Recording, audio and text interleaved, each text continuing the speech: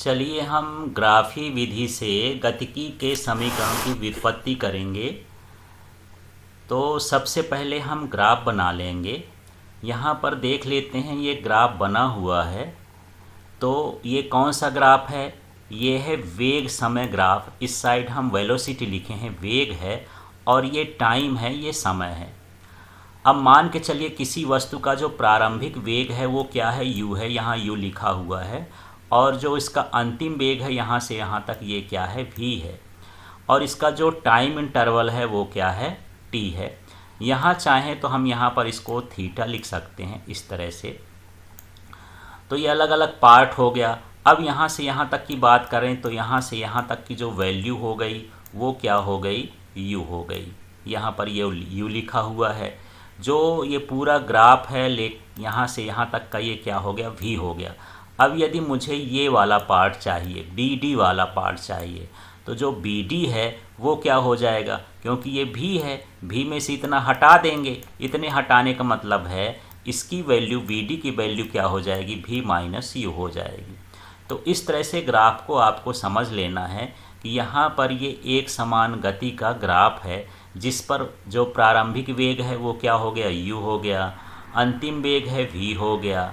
यहाँ पर जो कोण है ग्राफ के साथ, ग्राफ की ढाल है, वो क्या है? थीटा है।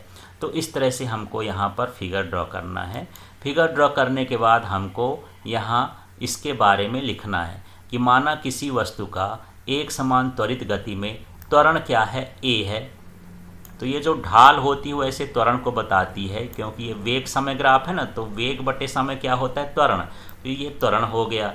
प्रारंभिक वेग क्या है? u है, ये इसका प्रारंभिक वेग हो गया। अंतिम वेग v है, ये इसका अंतिम वेग v हो गया। विस्थापन इसमें शो नहीं है, लेकिन मान लेते हैं कि विस्थापन कितना है? s है। समय अंतराल इसका क्या है? t है।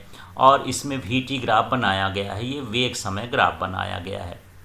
तो चलिए सबसे पहले हम ये समझते हैं कि प्रथम समीकरण को कैसे निकालेंगे।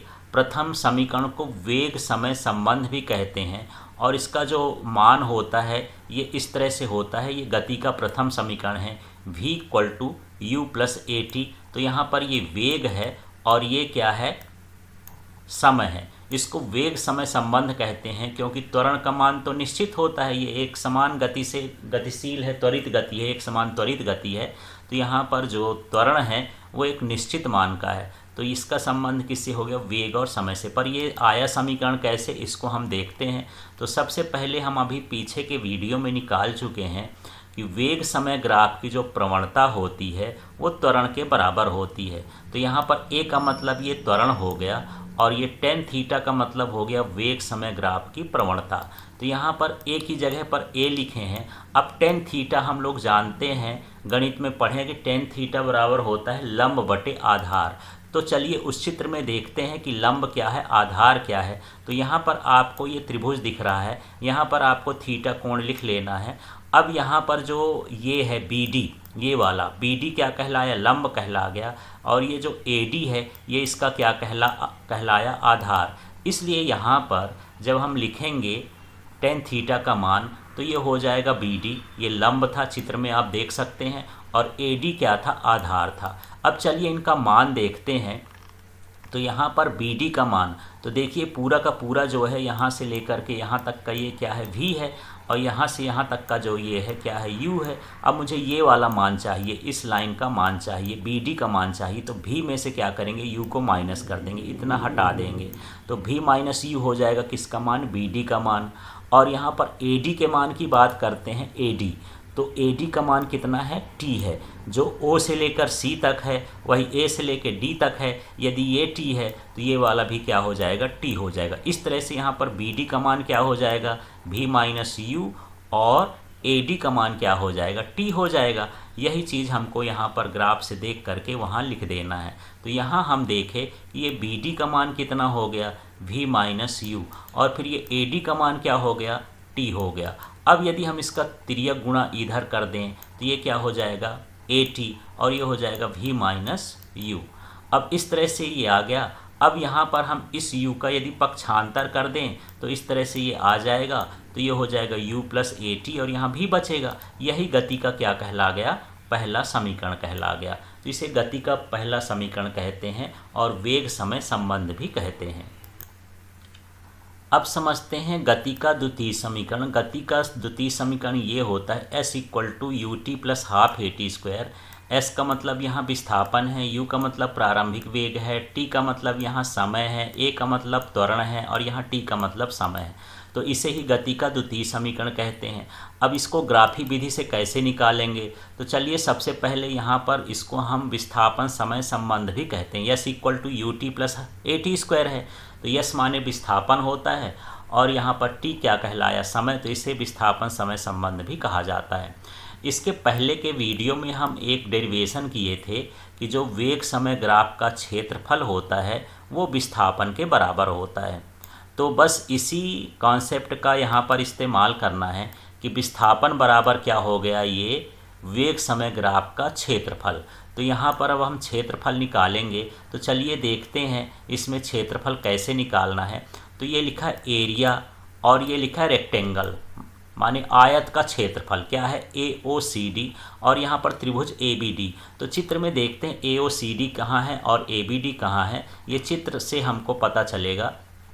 तो देखिए यहाँ से यहाँ तक का जो पूरा का पूरा क्षेत्रफल है, ये लेकर के यहाँ से यहाँ तक का, ये पूरा का क्षेत्रफल किसको व्यक्त करता है? विस्थापन को व्यक्त करता है। तो आप इसमें दो आकृति देख रहे होंगे, एक ये आयत है और ये एक त्रिभुज है। दोनों का क्षेत्रफल यदि हम जोड़ देंगे तो विस्थापन के बराबर हो गया। तो यहाँ पर इसका जो नाम है आयत का, ये है AO और फिर ये हो गया C और ये हो गया D। इस तरह से एक ये हो गया AOCD। फिर हम बात करते हैं यहाँ पर इसके त्रिभुज की। तो ये वाला जो पार्ट है ये दूसरा पार्ट हो जाएगा, ये हो जाएगा त्रिभुज का क्षेत्रफल। और जब हम दोनों का क्षेत्रफल जोड़ देंगे तब क्या आ जाएगा? विस्थापन आ जाएगा। तो यही चीज़ यहाँ पर लिखी हुई है और यहाँ आप देख सकते हैं। यहाँ दूसरे समीकरण में चलते हैं। ये AOCD आयत का क्षेत्रफल हो गया AOCD और ये त्रिभुज ABD का क्षेत्रफल हो गया।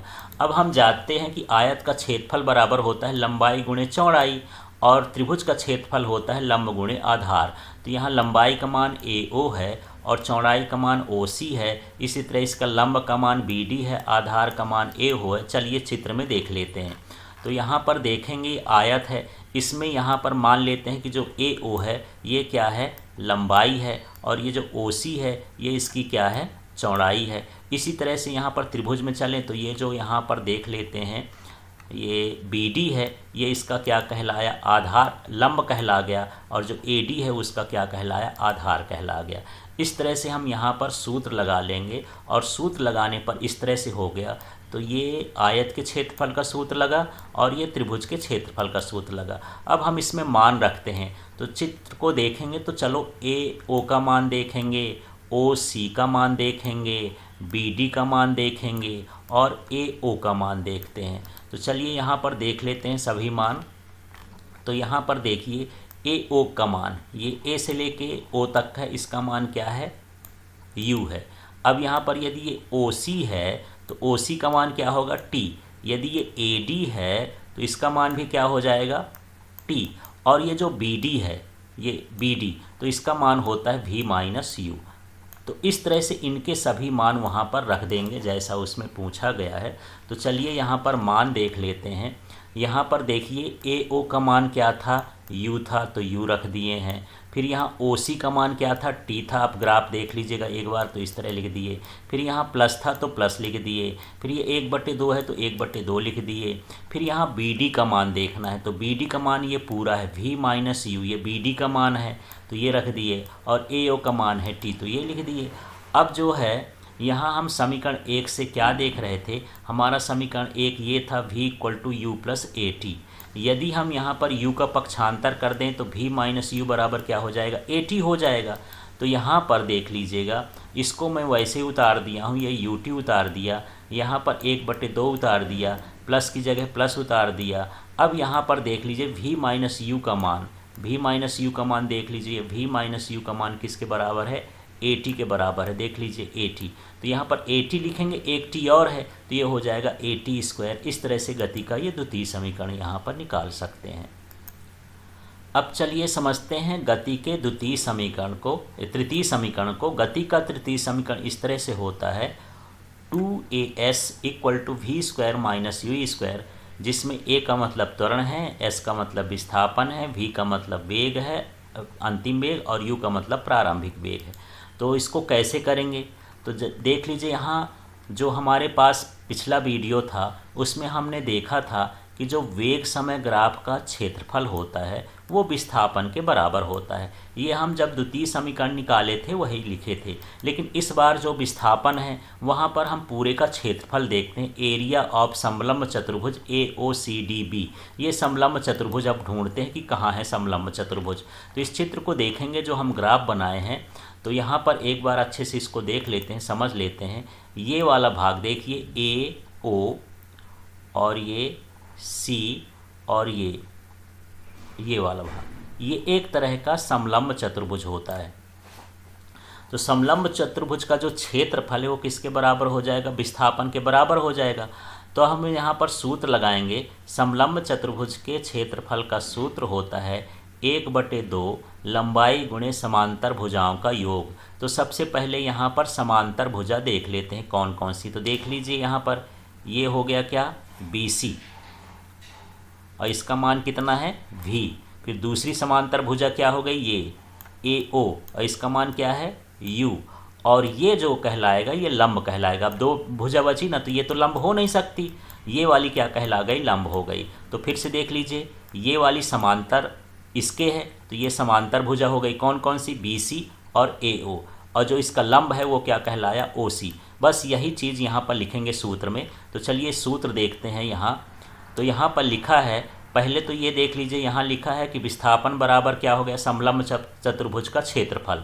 अब यहाँ समलंब चतुर्भुज का जो क्षेत्रफल का सूत्र होता है वो होता है 1/2 गुणे समांतर भुजाओं का योग और गुणे ऊंचाई। इस सूत्र का इस्तेमाल करना है। तो यहाँ 1/2 लिख दिए हैं। अभी चित्र में मैं बताया कि OA और BC समांतर हैं, तो इनका योग हो गया समांतर भुजाओं का, और ऊंचाई क्या हो गई, OC कहला गई। अब इनके मानों को देखते हैं कि OA का मान कितना है, BC का मान कितना है, OC का मान। तो ये सब ग्राफ में मिल जाएगा, ग्राफ में हम देखेंगे।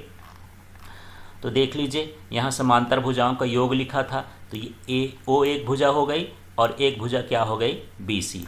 AO का मान कितना है, U, और BC का मान कितना है, V। फिर हम बात करते हैं इसके लंब की। ये जो OC है लंब है, OC का मान कितना है, T। बस यही चीज़ हमको वहाँ पर जा कर के लिख देना है। तो चलिए देखते हैं कैसे लिख दिए हैं। ये हमारा तीसरा समीकरण आ गया। तो यहाँ पर तीसरे समीकरण में देखिए OA का मान कितना है, U है, BC का मान कितना है, V है, OC का मान क्या है, T है। इस तरह से हम लिख लेंगे। अब यहाँ पर देख लीजिए, गति का जो पहला समीकरण था वो था V = U + AT। यदि मुझे यहाँ पर T का मान निकालना हो तो मैं क्या करूँगा, U को पक्षांतर करूँगा, A का भी पक्षांतर करूँगा। तो जब U का पक्षांतर करूँगा तो यहाँ हो जाएगा -U, और अपान में क्या आ जाएगा।